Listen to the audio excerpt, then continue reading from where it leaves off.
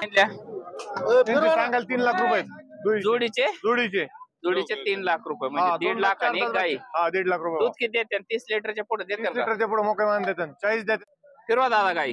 पुढे पुढे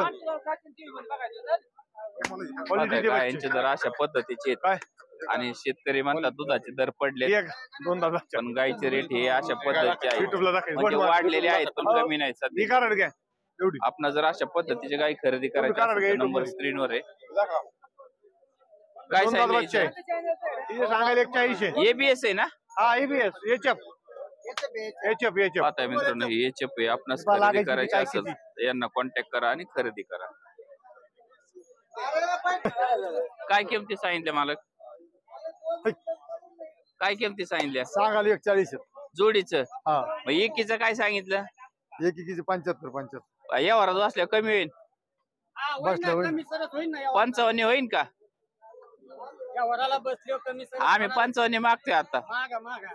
काय होईल फायनल? 60,000पर्यंत यावर सरासरी होऊ शकतो. महिन्याचे गाभण आहेत? 3 महिन्याचे आहेत का? दाताला कसे आहेत? दूध किती आहे खाली? तिला फिरवा मामा, फिरवा जागेवर. बुंडीचं काय होईल म्हणले? 75. आणि पाहताय मित्रांनो अशा पद्धतीचे रेट येत आणि दूध आहे गायांना खाली. आपण जर अशा मोठ्या मापाच्या भाकड गाई खरेदी करायच्या असतील तर काष्टी बाजारात उपलब्ध सांगितलं. हा ती वेळेला झालेली. बोला ना